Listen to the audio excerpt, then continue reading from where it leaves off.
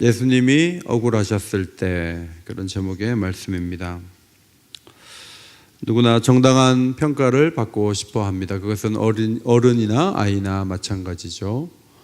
아이들도 자신의 존재를 인정받기를 원하고, 퇴임한 정치인들도 사람들로부터 고마운 사람이라는 이야기를 듣고 싶어 하고, 누구나 정당한 평가를 받고 싶어 합니다. 예수님을 오늘도 높이잖아요.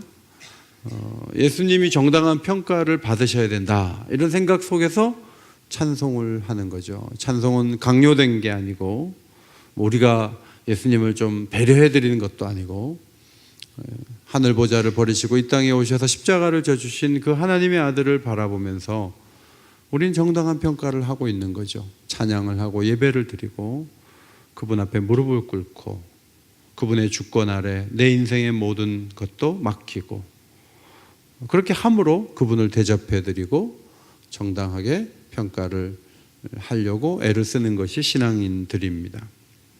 성경을 읽어보면 몸을 입고 오셨기 때문에 사람의 모양이고, 노인이 아니고 젊은이의 모양이기 때문에, 예루살렘 출신이 아니고 나사렛 출신이기 때문에 굉장히 정당한 평가를 받지 못하는 모습을 볼 수가 있어요. 예수님은 최선을 다하시고 정말 낮은 자리에 오셔서 애쓰시고 고생하시고, 부잣집에 나지 않고 가난한 집에 태어나셨고, 목수의 아들로 태어나서 참 어려운 속에서 성장하셨고, 공생의 사역을 시작하고 능력이 나타나고 놀라운 말씀을 가르치고 제자를 훈련하고 많은 일을 하시는데, 사람들은 너무나 많은 사람들이 예수님을 인정하지 않아요. 심지어는 세례 요한만큼도 인정을 하지 않았어요. 세례 요한은 한 번도 기적을 베푼 적이 없는데 예수님의 손과 발에서, 입에서 놀라운 일들이 계속 이어지고 있는데, 평가는, 예수님 평가 별로 안 좋았어요. 오늘 본문에도 20절에 예수님이 집에 들어가셨으나 다시 모여서 식사할 겨를도 없었다. 밥 먹을 겨를도 없이 막 움직였어요.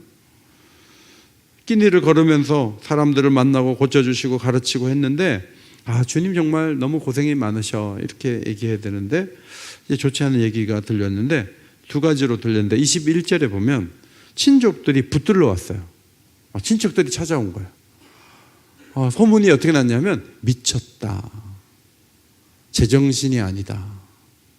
어떤 능력이 나타났을 때 그것을 건강하게 아름답게 보기보다는 뭔가 미쳐가지고 저런 게 아니에요. 미치면 막 힘도 세고 막 영적인 것 같이 보이고 하는데 좀 안 좋게 미친 게 아닌가 해서 붙잡으러 온 친척들이 있고요. 그 다음 22절에 보면 예루살렘에서 내려온 서기관들이 바알세불, 귀신의 왕이 도와줘서 그 왕의 힘으로 귀신을 쫓아낸다는 얘기를 했었습니다. 예수님이 남다른 일을 하고 계심에도 불구하고 이제 합당치 않은 이야기를 막 들었어요. 얼마나 기가 막히겠어요.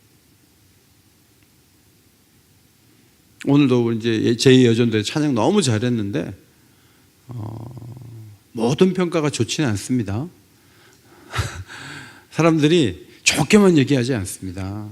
너무 잘하면 시기심 때문에 안 좋게 말할 수도 있어요. 왜 이렇게 크게 하다가 작게 하지? 막 이러면서 이게 안 좋게 말할 수도 있어요.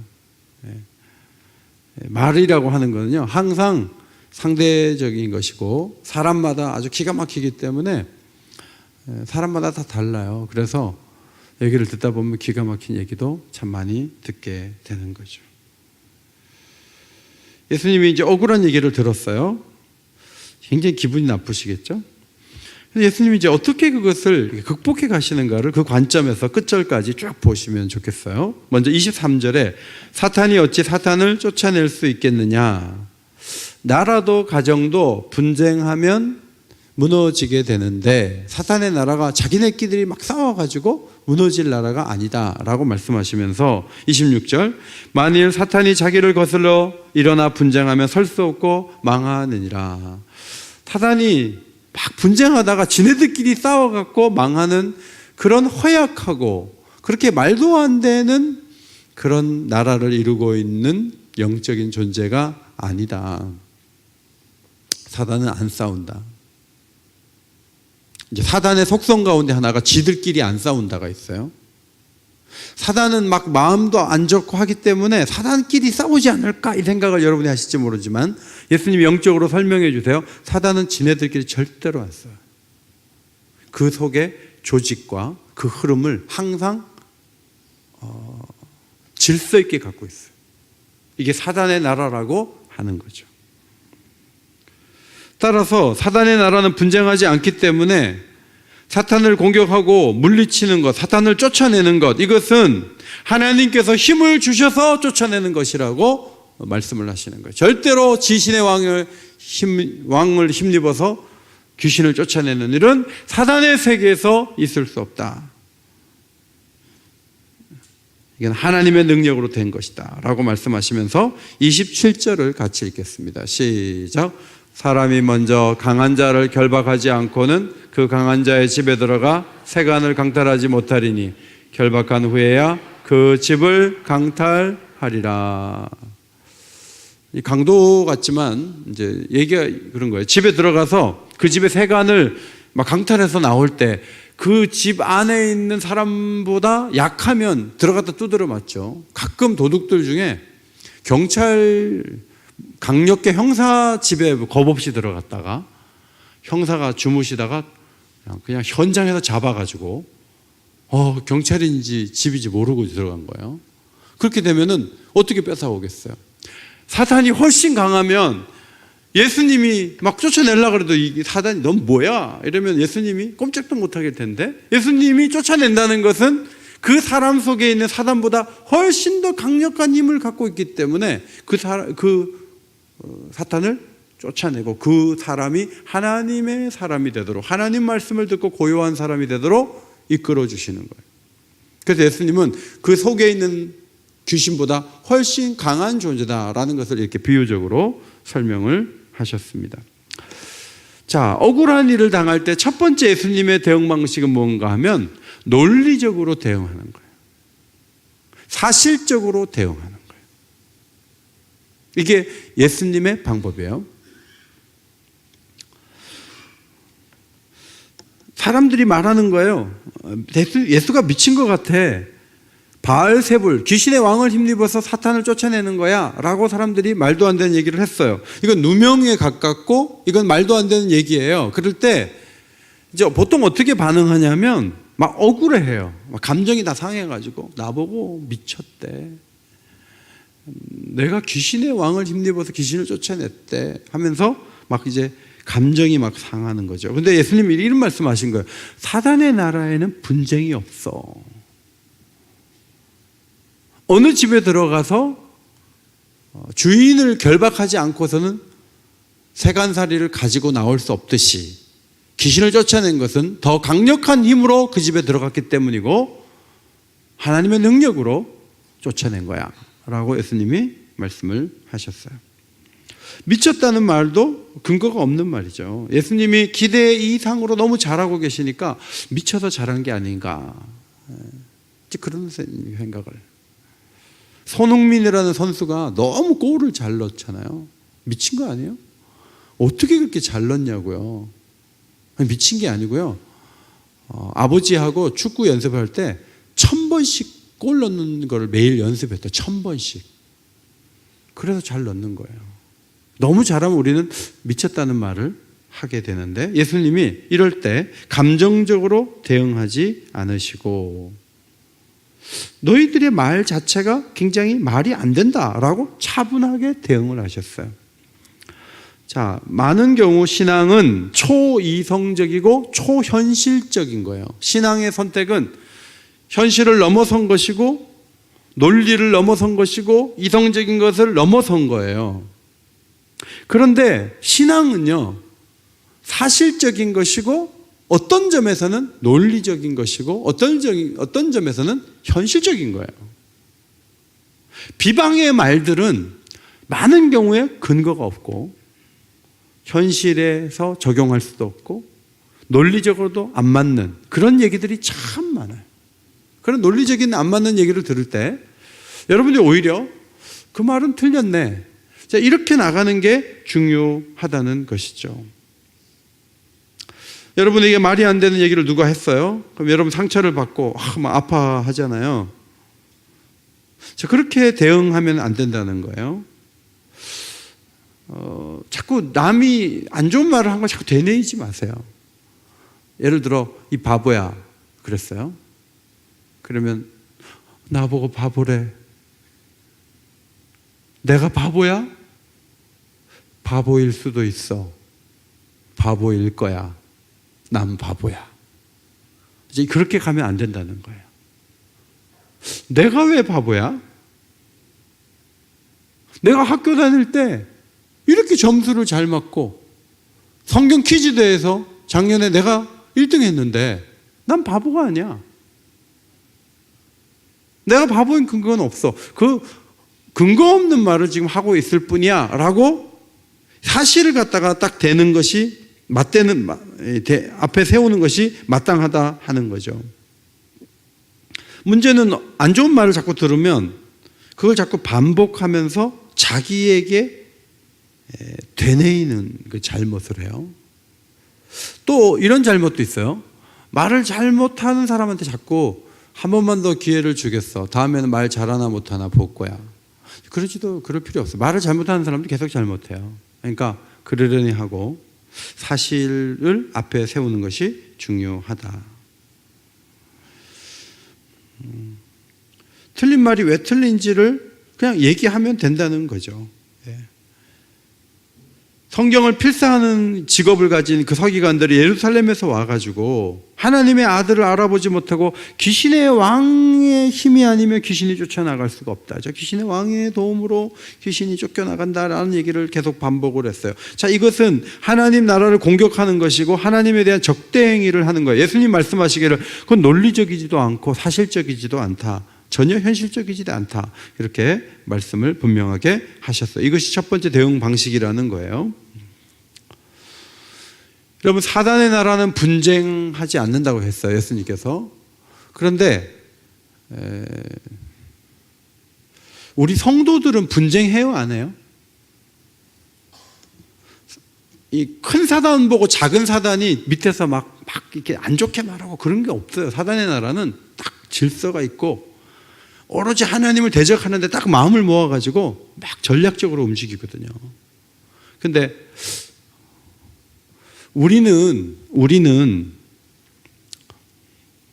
좀 뒷담 같은 거 하면서 막 이 권위가 있는 사람들에 대해서 지가 무슨 권위가 있다 그래 라고 교회에서 뒤에서 똑딱거리기도 해요, 안 해요? 너무 또 빨리 한다 그러면은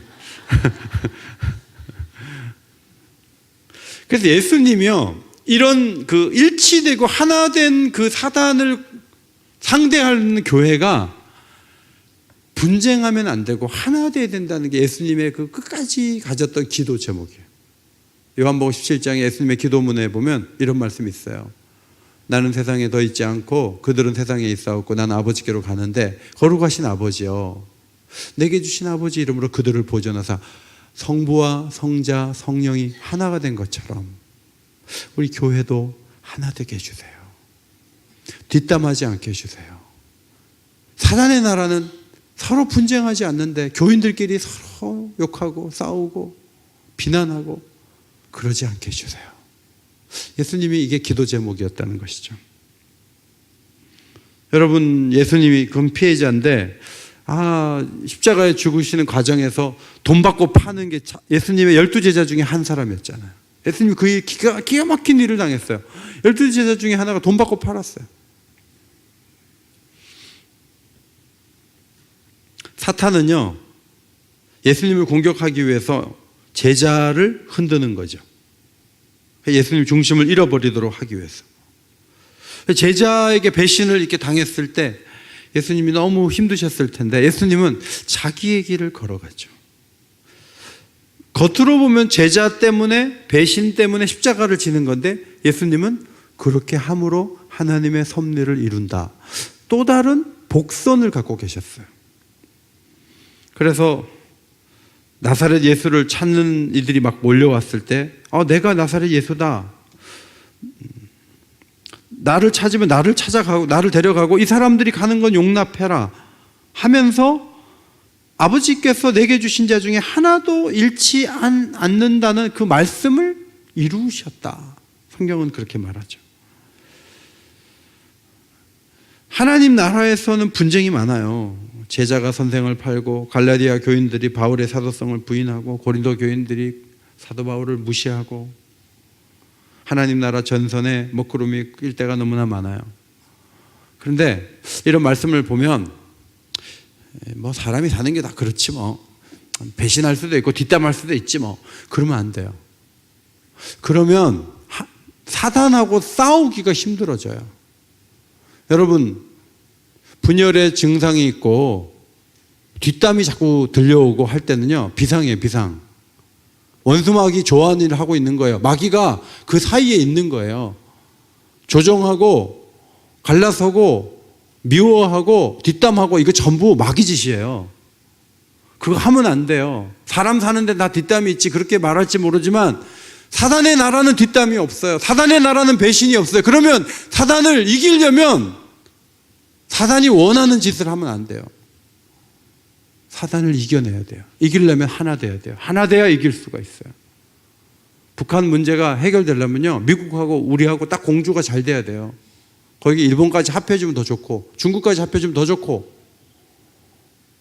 근데 미국은 미국이 가고 우리는 우리 길 가고 뭐 미국에서 안 된다 그랬는데 우리는 개성공단 우리 한다 뭐 이렇게 나가면 북한 핵을 어떻게 하기 어려운 거예요. 마찬가지로 원수 마귀를 이겨내려면 하나 되는 게 중요해요. 한 마음이 되는 게 중요해요. 예수님이 논리적으로 받아친 것은 이 원수 마귀가 비논리와 비현실로 계속 음성을 내기 때문에 그래요. 그래서 논리적으로 받아치시는 거예요. 예수님은 유월절 음식을 나누시면서 너희 중에 한 사람 곧 나와 함께 먹는 자가 나를 팔리라 예고하셨어요. 제자들이 근심하면서 나는 아니죠 나는 아니죠 이렇게 물었을 때 예수님이 인자는 자기에 대하여 기록된 대로 가거니와 인자를 파는 그 사람에게는 화가 있으리로다. 그 사람은 차라리 나지 아니하였다면 자기에게 좋을 뻔하였느니라. 여러분 솔직히 말해서 교회에서 부정적인 역할을 막 열심히 하다 교회를 떠나잖아요. 예수 안 믿고 교회 재직 안 되는 게 훨씬 나아요. 왜냐하면 예수님이 그 일을 하라고 부른 게 아닌데 엉뚱한 짓 시커나다가 교회 떠나버려요. 그거는 하나님께서 정말 싫어하는 일이에요. 가룟 유다가 예수님께서 원하는 기적들 다 보고 예수님 가장 가까이에서 가장 좋은 양분을 받아 먹은 사람이에요. 그런데 예수님 말씀하셨어요. 나지 않았으면 죽어들 뻔했다. 그거는 정말 지옥에 가는 거예요. 지옥에.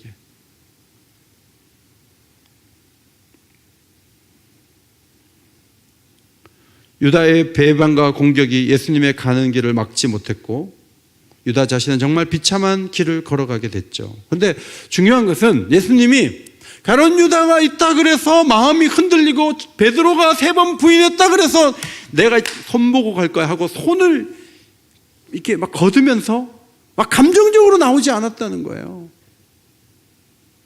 그냥 너희들 길 가고 난 내 길 가. 이제 예수님은 굉장히 냉정하고요 이성적이셨어요. 이 부분은 참 우리가 배우기가 참 어려운 그런 부분이라고 생각이 돼요. 미쳤다 그랬으니까 나 미친 게 아닌데 귀신의 왕을 힘입어 빌어서 귀신 쫓아낸다. 난 그렇게 해서 하는 거 아니야. 난 하나님의 능력으로 하는 건데. 그러면서 빨리 그 상황에서 벗어나는 거예요. 벗어나는 거예요. 그게 중요해요.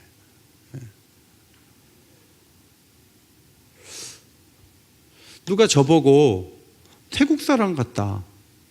저의 얼굴을 보고 그렇게 만약에 얘기를 했을 때 제가 나 태국 사람 아닌데 태국 5번 갔다 왔는데 태국 사람은 아닌데 하고 제가 막 호적 띄고 막 증명하고 막 한국말 하는 거 보여주고 막 그래서 내가 한국 사람인 걸 그렇게 증명하려고 막 그럴 필요는 없잖아요. 저는 한국 사람이에요. 제가 태국 사람을 얘기했을 때 여러분이 확 웃으면 제가 태국 사람 닮은 거예요. 여러분이 지금 아무도 안 웃고 목사님 태국 사람하고 다른데 왜 그런 얘기를 하지? 이렇게 최요한 목사님이 혹시 얘기를 하면 사람들이 웃을 수가 있어요. 그런데 저는 태국 사람 같이 생기지 않았어요. 저는 아주 오리지널 한국 사람처럼 생겼기 때문에 누가 나한테 태국 사람이라고 해서 내가 억울해하거나 힘들어할 필요 없어요. 난 한국 사람인데 눈이 이상하네. 난 그렇게 하면서 아무렇지도 않게 난 한국 사람이야 라고 선언하면서 그 말도 안 되는 얘기를 돌파해낼 거예요. 여러분에게 부당한 얘기가 들려올 때 여러분도 그렇게 하라는 거예요. 오늘 예수님이 그런 식으로 대응을 하셨다는 거예요. 초대교회 성도들은 성찬식을 거행하면서 무슨 얘기를 들었냐면 인육을 먹는다. 애들을 잡아가지고 피를 마시고 고기 덩어리를 먹는다. 이런 얘기를 들었어요. 그러면 그런 얘기를 들으면 성찬식 하러 가고 싶겠어요? 안 가고 싶겠어요? 그런데 초대교회 성도들은 아무 흔들림이 없이 성찬식에 다 갔어요. 왜냐하면 비난은 비난일 뿐이고 자신들은 그렇게 하지 않기 때문에 빵을 떼고 포도즙을 마시지 정말 인육을 먹는 게 아닌데 인육을 먹는다고 얘기가 들려와요. 그런데 아닌 걸로 끝나는 거예요. 그렇다고 해서 우리는 성찬식을 하지 말아야 되겠다. 그러지 않는 거예요.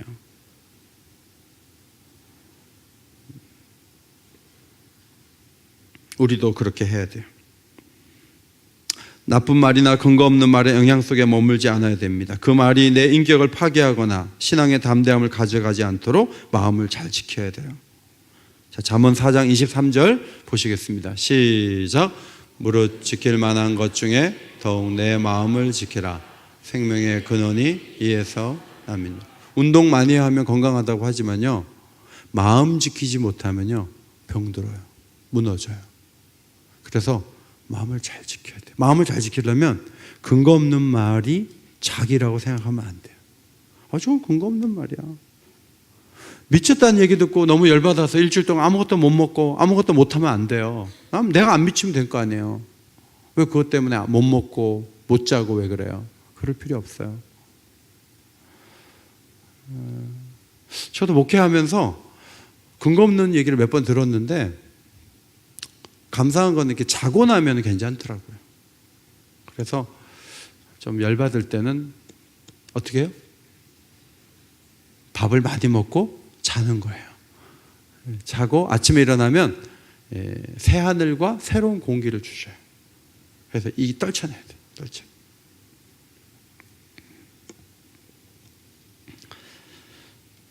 그 다음에 28절 29절에 보면 예수님이 난 아니야 라고 그걸로 끝나지 않고 경고를 하시죠. 내가 진실로 너희에게 이르노니 사람의 모든 죄와 모든 모독하는 일은 용서를 받지만 29절 같이 읽어요. 시작. 누구든지 성령을 모독하는 자는 영원히 사하심을 얻지 못하고 영원한 죄가 되느니라 그랬어요. 지금 성령을 모독한 적이 없이 예수가 귀신 들렸다, 귀신의 왕을 힘입어서 쫓아낸다, 미쳤다 이런 얘기가 들렸어요. 그런데 그것은 하나님이 하시는 일, 성령이 하시는 일, 하나님의 능력으로 귀신을 쫓아내는 그 현상에 대해서 잘못 해석하기 때문에 신성모독죄가 되고 신성모독죄는 용서받지 못한다. 예수님은 그렇게 분명히 선언을 하셨습니다. 두 번째 방법은 경고하는 거예요. 경고. 너희도 그렇게 하면 영원히 사하심을 받지 못해 라고 경고하는 거예요. 신성모독죄, 하나님을 향한 적대 감정의 표현이에요. 예수님의 행위를 사탄의 대행자 행위로 규정함으로 신성모독을 한 것이다 라고 예수님은 분명히 경고를 하셨습니다. 예수님은 그냥 지나가면 되는 문제로 보지 않고 하나님이 사단의 나라에서 사람들을 건져내는 현상에 대해서 그것이 사단이 하는 거라고, 하나님이 하신 일을 사단이 하는 거라고 얘기를 했기 때문에 그것은 신성모독죄다라고 말씀을 하셨어요. 여러분, 마귀에게 잡혀있는 사람들을 건져내는 게 얼마나 어려워요. 그런데 예수님은 가는 곳마다 귀신 들린 사람들을 치유하시고, 거라사 광인 같은 경우에 무덤에서, 무덤 주위에서 막 쇠사슬 소리 지르고 밤새 소리 지르고 그런 사람들 찾아가서 고요하게 만들어 놓고 귀신 쫓아내고. 하나님이 하시는 거죠. 사람이 하는 게 아니에요. 하나님이 하시는, 하나님이 하는 일을 작게 보거나 귀신이 한 걸로 얘기를 하면 그것은 곧 신성모독죄인데 그것은 하나님을 모독한 죄이므로 용서받지 못할 정도로 큰 죄다 하는 거예요. 서기관들은 하는 일이 성경을 필사하는 일을 하는 거거든요. 이 사람들이 말로 신성모독죄를 저지르고 있어요. 30절에 보면 이는 그들이 말하기를 더러운 귀신이 들렸다 하밀러라. 헬라어 동사는 이 사람들이 계속 귀신 들렸다고 말을 하는 거예요. 계속. 그러니까 어제도 하고 오늘도 하고 내일도 할 거예요. 계속 예수님에 대해서 안 좋게 계속 말하는 거예요. 신성모독죄가 되는 거예요. 용서받지 못한다는 거예요. 무서운 죄를 짓는 거예요. 오늘 예수님 무슨 얘기를 하냐면 하나님이 개입하시고 하나님이 판단하시고 하나님이 용서하지 않는 죄라는 것을 밝히심으로 예수님 자신이 더욱 담대하게 서시는 거죠. 너희들 하나님 앞에 심판받을 거야.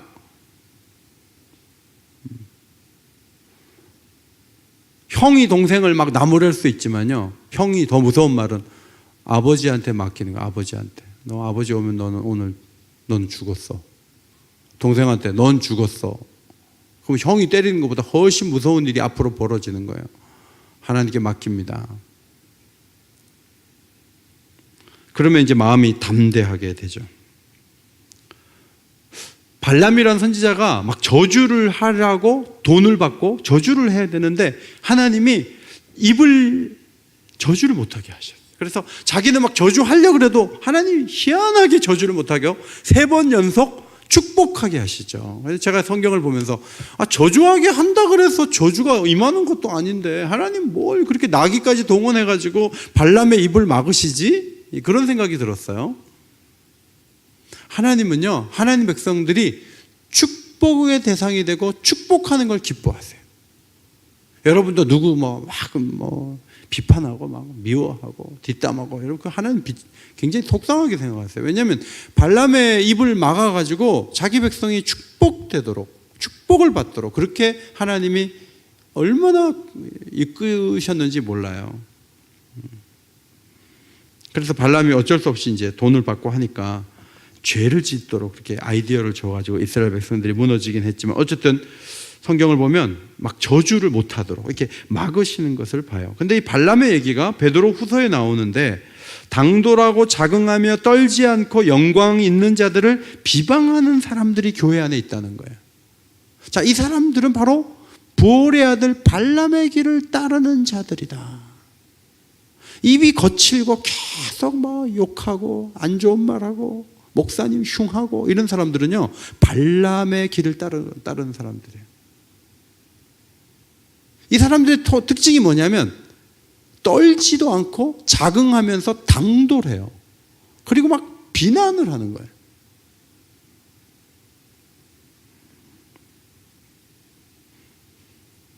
여러분 말도 안 되는 비방을 받습니까? 그러면 그 비방하는 사람들에 대해서 여러분이 분명히 이렇게 생각하세요. 베드로후서 2장 17절 이는 물 없는 샘이요 광풍에 밀려가는 안개니 그들을 위하여 캄캄한 어둠이 예비되어 있느니라.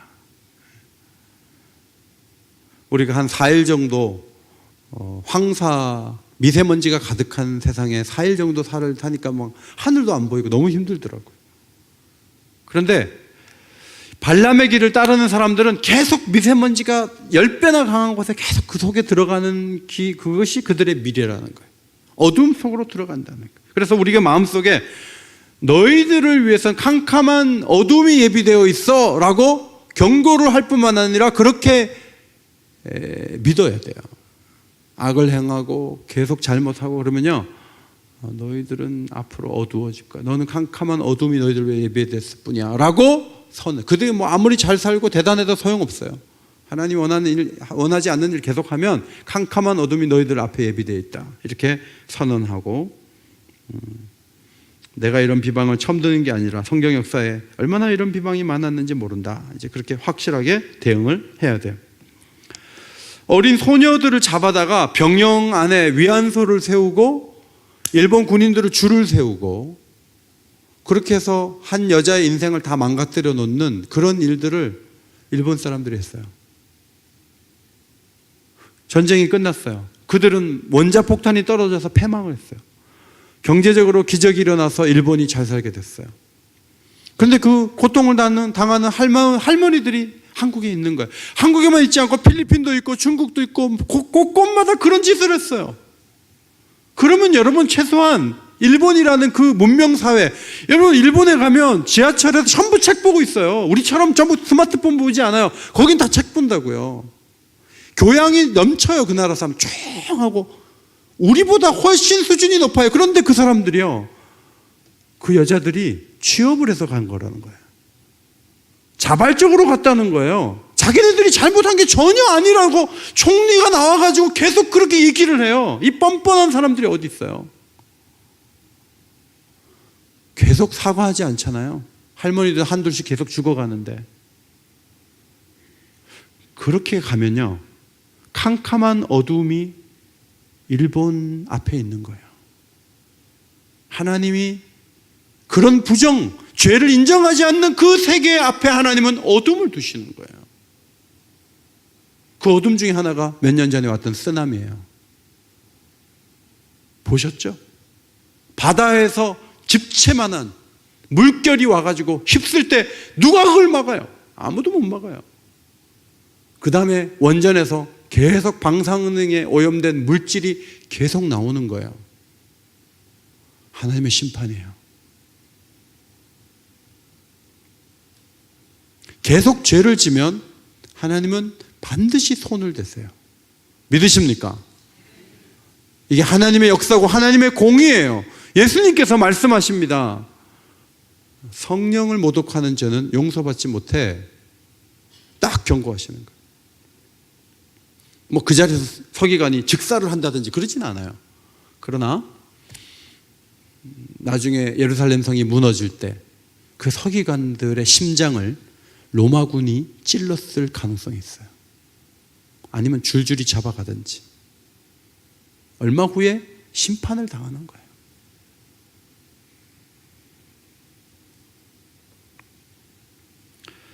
그래서 우리의 마음에 하나님이 뒷짐지고 계시다, 하나님 모른다, 이렇게 생각하면 안 돼요. 하나님 다 하세요. 그래서 하나님께 맡기고 하나님이 하신다는 믿음을 가지고 불의에 맞서고 하나님께 맡기시기를 바랍니다. 그것이 이제 중요해요. 그 다음 세 번째는 이제 그때 그래요. 그때 막 예수님 힘드신 상황에서 또 어머니하고 동생들이 와가지고 밖에서 예수님 좀 나오라 그러라고. 예수님 한참 사람들 모아놓고 설교하고 있는데 나오라는 거예요. 예수님, 식구들이 왔어요. 식구들이. 지금으로 말하면 저희 어머니하고 형제들이 밖에서 하정우 목사님이 쪽지 가지고 나오더니 어머니 밖에 왔어요. 설교 짧게 끝내고 빨리 나오래요. 이렇게 나한테 보면. 그러면 이게 굉장히 충격적이고 모욕적인 거잖아요. 어머니가 어떻게 오셨지? 분위기 보니까 미쳤다고 얘기가 도니까 형제들하고 와서 말리려고 온 거죠. 마리아가 무슨 죄가 없다, 무오하다, 성모다. 뭐가 성모예요? 여기 동생들이 가려고 그래도 하나님의 아들인 것이 확실하니까 가지마. 가면 안 돼. 지금 사역 중인데 어딜 가. 가지마 하고 자녀들을 말리지 않고 같이 와가지고 예수님의 상태를 진단하고 미쳤으면 데려가려고 하고 있잖아요. 마리아가 지금 그렇게 하고 있잖아요. 마리아가 죄가 없고 무오하고 그렇지 않아요. 지금 마가복음 3장은 마리아가 오류가 많고 판단력이 흐려져 있다는 것을 우리에게 보여주죠.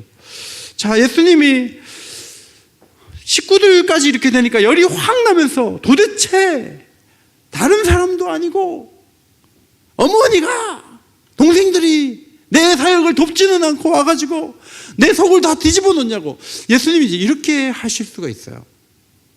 근데 예수님이 이런 말씀을 하셨어요. 마가복음 3장 33절 같이 읽겠습니다. 시작. 누가 내 어머니이며 동생들이냐. 자, 여기 동생들이라는 단어는 이제 다른 헬라어 다른 사본에는 누가 내 형제들이냐, 누가 내 가족이냐라고 질문을 하시더니 옆에 말씀을 듣는 자들을 이렇게 바라보시면서 예수님께서 이렇게 둘러앉은 자들에게 말씀하셨어요. 내 어머니와 동생들을 보라. 누구든지 하나님 뜻대로 행하는 자가 내 형제요 자매요 어머니니라 라고 말씀하셨어요. 그러니까 가족이 찾아온 상황은 예수님을 슬프게 하고 속을 뒤집어 놓는 그런 일이지만 예수님은 여기서 뭘 가르치시냐 하면 또 다른 가족이 있다. 반드시 피를 나눈 가족만 가족이 아니고 하나님의 뜻대로 사는 자들이 다 하나님이 만나게 하신 가족이라는 거예요. 그래서 그 가족이 누군가를 밝히시는 유명한 성경 말씀이 이 마가복음 3장 뒷부분에 마련되어 있는 거예요. 그래서 더 넓은 가족의 개념을 가르치죠. 예수님이 억울한데 예수님은 억울함만을 표출하지 아니하시고 더 넓은 가족의 개념을 가르치는 계기로 삼으신 것을 우리는 보게 됩니다. 저와 여러분의 마음속에 이런 생각을 갖고 있죠. 그래도 부모님이 귀하죠. 또 그래도 내 남편, 내 부인, 내 아들, 내 딸. 최종적인 버팀목이 가족이죠. 근데 자, 부모님이 속상하게 하는 거예요. 부모님이. 제 후배 목사님이 부모님한테 매달 한 몇십만 원을 드리나 봐요. 생활비로. 그런데 명절에 조금 더 드려서 생활비를 30만 원을 드렸다고 합시다. 그런데 명절이니까 50만 원을 드린 거예요. 명절이라고. 그랬더니 부모님에게 전화가 왔어요. 명절이라서 잘 받았는데 생활비는 왜 안 보내냐? 그러니까 30은 생활비고 20은 명절이라 드린 건데 설이라고 갖다 드리니까 부모님이 셈이 너무 이렇게 정확해가지고 이거는 설이라 50을 받은 거고 생활비 30을 왜 안 보내냐는 거예요. 목사님이 섭섭했을까요? 기분 좋았을까요? 속상하죠. 죽고 싶더래요.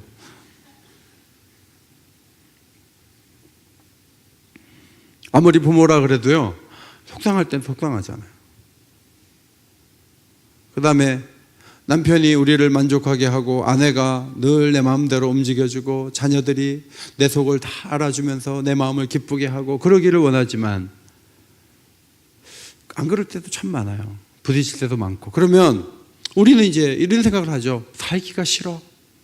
죽고 싶어. 내가 어떻게 키웠는데. 나쁜 놈. 이러면서 이제 속을 막 끓여요. 근데 예수님은 어떻게 하셨냐면 다른 가족이 있다는 거예요. 그 가족이 하나님 뜻대로 행하는 교인들이라는 거예요.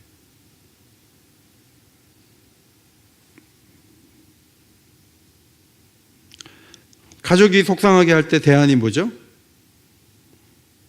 하나님 뜻대로 행하는 분들을 가족 삼아 가는 거예요. 그것이 하나의 방법이 될 수가 있어요.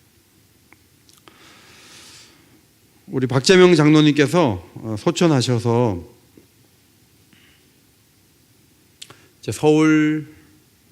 국립 서울 현충원에 안장되셨어요. 우리 교회에서 처음으로 이 현충원에 안장이 되신 것 같아요. 제가 잘 모르지만 제가 와서 때 처음이었어요. 김영자 집사님께서 11년 전에 돌아가셨어요. 한 4, 5년 병치레 하시고.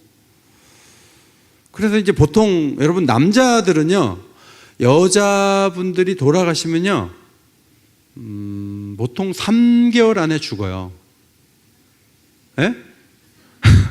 남자들은 보통 그래요. 안 그래요? 요 근처에 신교동에 계신 권사님 돌아가시고 남편 되신 분이 3개월 있다가 돌아가셨어요. 그래서 부부가 아주 좋을 때는 3개월 안에 죽고요. 부부가 별로 안 좋은 분은 3년 안에 죽어요. 그래서 남자분들 오래 사는 방법이 뭐죠? 여자가 오래 살아야 남자도 오래 사는 거예요. 그러니까 오늘부터 잘해 주셔야 돼. 보약도 해먹이면서 당신이 사는 만큼 내가 살 수 있다 이렇게 고백하면서 이렇게 해야 되는데, 우리 박재명 장로님은 11년 더 생활하신 거잖아요. 근데 박재명 장로님이 빨리 이렇게 소천하지 않으시고 잘 건강관리를 하시고 여기까지 온 이유 중에 하나는 교회 생활을 잘 하셨어요. 수요 예배도 오전에 꼭 나오셔가지고 그 먼 데서 2시간 버스 타고 와가지고 아까 그 현충원도요, 우리 시니어 어른들하고 남자분들하고 현충원 미리 가셨어요. 가가지고 여기 좀 묻히면 좋은데 하면서 다 자리 둘러보시고 했는데 정말 장례식 중에 허락이 딱 떨어져가지고 현충원으로 가신 거예요. 그러면서 마음을, 교회를 사랑하시는 거예요. 하나님 뜻대로 행하는 사람들, 못된 사람들은 안 만나도 돼요. 그냥 하나님 뜻대로 사는 사람들하고 계속 같이 가는 거예요. 다음 사진에 보면 지난번에 그 오륜 비전 센터에서 모이셨는데 여기 끝나고 나서 남이섬을 갔는데 장로님이 사진기가 있거든요. 그래서 다 사진을 찍어 주시니까 이번에 회고사를 할 수 있는 기회를 제가 장례식 때 2번 드렸는데 교인 중에 박재명 장로님은 예술가셨습니다. 사진을 찍어서 늘 이렇게 사진을 우리에게 주셨습니다. 이런 얘기를 하는 분도 계셨어요. 그래서 이 어른이 교회를 사랑하셨단 말이죠. 교회를 의지하고, 집은 멀어요. 2시간 거리예요. 교회 자주 오시고 2017년까지 한 달 3일 기도회 하면 5층에서 주무셨는데 모기가 많아갖고 텐트를 치고 그 안에 침낭 속에 들어가 주무시면서 교회를 위해 기도하셨어요. 교회를 아끼시고 교인들을 귀하게 여기시고, 우리 장애인들에게 너무너무 인사를 하니까 장애인들이 저분 누구시냐, 은퇴하신 장로님이신데 교회를 사랑하는 분이다. 저는 제 의견이 막 결정이 돼야지 막 속이 편한 사람이에요. 그런데 박재명 장로님은 제가 당회할 때 큰 소리 친 적이 한 번도 없어요. 항상 마음의 여유를 가지고 기다려 주시고,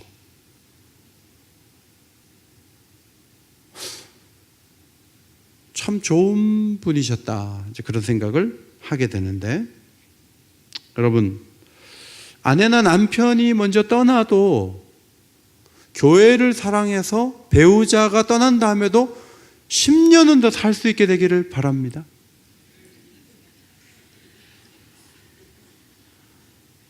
물론 오늘 집에 가서 충성사역을 또 하셔야죠. 당신 죽으면 내가 3개월 안에 죽을게, 이렇게 충성사역을 하셔야 되지만, 그러나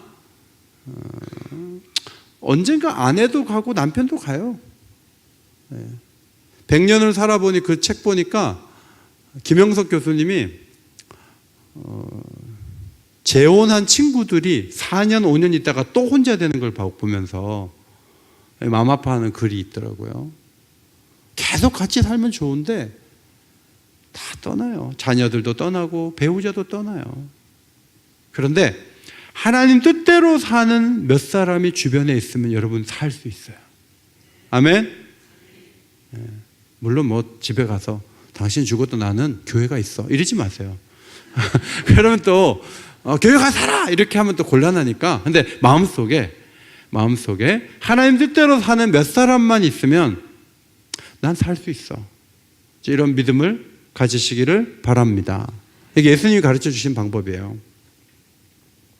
저는 자라면서 교회 목사님들이 아버지 같은 분들이, 제가 중학교 때부터 모교회에 있었는데 그 모교회 목사님이 제가 대학원 다닐 때 매 학기 오라는 거예요. 가면 10만 원을 그때 봉투에 넣어주셨어요. 그 교회 저보다 한 해 선배, 우리 교회 선배가 그 교회 부임했거든요. 그래서 제가 설교하러 가가지고 목사님이 제가 신대원 다닐 때 10만 원씩 늘 이렇게 도서비를 주시고 격려해 주셔서 너무 감사하다, 이제 그 얘기를 했는데, 끝나고 나서 우리 선배가, 그 담임 목사님 오신 분이, 난 못 받았어, 너만 받은 거야, 이러시는 거예요. 그러니까 그 목사님이 저를 많이 생각해 주신 거예요. 그 따뜻한 말씀을 늘 해주시고, 우리 김영철 목사님께서 참 따뜻하게 해주셨거든요. 근데 한 번도 저를 불러갖고 야단친 적이 없어요. 제가 잘해서라기보다는 목사님이 야단치면 안 된다는 생각을 갖고 계셨어요. 부산에 오셨는데 우리 예찬이가 철이 없어서, 목사님 수영로 교회는 주여 하고 기도하는데 오긴교회는 왜 그렇게 안 해요? 이렇게 물었어요. 근데 김영철 목사님 대답이 하나님 귀 안 먹었거든. 주여 안 해도 다 들리거든. 그렇게 말씀하셨어요. 근데 문제는 이제 내가 담임으로 와가지고 이제 다 같이 주여 하고 기도한 거예요.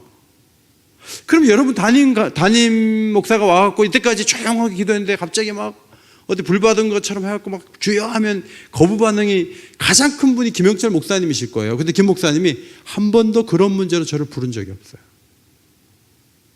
늘 이렇게 말씀하셨어요. 나는 기도회 할 때 100명을 넘긴 적이 없는데 이 목사가 와서 기도에 불을 붙여서 너무 고맙다. 이렇게 얘기하셨어요. 사모님도 제 마음을 불편하게 하신 적이 없어요. 그러니까 가족이에요. 지나고 보면 김영철 목사님 장남이 저하고 동갑이에요. 그냥 아버지고 자식이에요.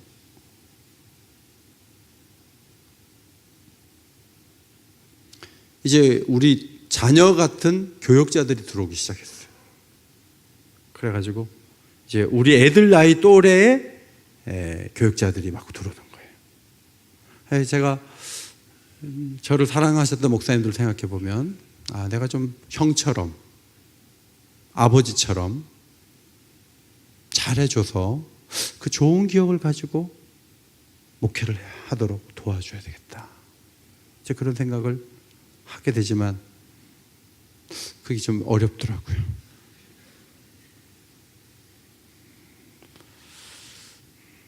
성도 여러분,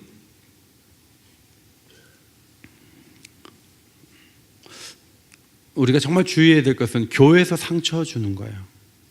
주님은 교회를 가족이라고 말씀하시면서 주님 자신이 자신의 가족들이 실망시킬 때 나는 또 다른 가족이 있다라고 말씀하시고 하나님 뜻대로 행한 자가 내 가족이다, 어머니다, 내 동생들이다 라고 말씀을 하시면서 교회가 또 하나의 가족으로 혈연의 가족들이 고생하고 아프게 할 때 오히려 교인들이 도울 수 있는 공동체로 주님은 설계하시고 교회를 세우셨는데 집에서는 아무 일 없는데 교회만 오면 그냥 막 표독스럽게 하고 막 공격하고 이리 좀 와봐. 저쪽 구석 가갖고 막 제가 옛날에 그 칠면조 키웠는데 칠면조끼리 그런 거 잘해요. 그래가지고 칠면조 한 마리를 세 마리가 데리고 가서 머리를 다 쪄가지고 막 피가 나가지고 막 칠면조끼리 왜 그런지 모르겠어요. 막 얼마나 쪄가지고 막 죽기 직전을 만들어 놓는 거예요. 여러분 닭장 안에서 일어나는 일이 교회에서 안 일어나기를 바랍니다. 정말로 우리 교회에 이렇게 불러가지고 야단치는 분 2분 계세요. 정말 그러지 마세요. 그러지 마세요. 제가 누군지 알지만 아직 목양실로 안 불렀어요. 정말 그러면 안 돼요. 교회는요 막 그렇게 하는데 아니에요. 교회는 자식들이 속썩이고 부모가 마음에 안 들게 하고 세상에서 상처받고 힘들어도 여기 오면 가족처럼 나를 보듬어주고 사랑해주는 데가 교회가 돼야 되고 그것이 주님이 설계하신 교회의 모습인 거죠. 자, 듣지 않아야 될 말을 듣고 억울할 때 몇 가지를 말씀드렸어요. 논리적으로 이성적으로 아닌 것을 아니라고 속으로라도 대답하세요. 그거 나는 아니야. 나는 합당하지 않아. 왜 나한테 그런 얘기를 해? 나는 그렇게 하지 않았어. 라고 얘기하세요. 2번째, 하나님께 맡기세요. 하나님이 심판하실 거야. 내가 당신 안 만나지만 하나님이 다 듣고 계셨고 당신 가만히 안 둬. 딱 하나님께 맡기세요. 그 다음에 혼자 주저앉아 있지 말고 아버지의 하나님 뜻대로 행하는 자들과 함께 가는데 제가 책을 보니까 서포트 네트워크를 형성하라. 교회가 하나의 강한 지지망이 되어야 된다. 그래서 붙잡아주고 힘겨워한 사람들을 사랑해주고 교회 안에 장애인들이 많이 오잖아요. 여러분이 강한 지지망이 되어야 돼요. 상처 입은 사람들 여러분이 붙들어줘야 돼요. 그래서 주님이 생각하신 아름다운 교회를 만들어가고 사람들을 회복시키는 일에 기여할 수 있는 아름다운 성도들이 다 되시기를 주님의 이름으로 축원합니다.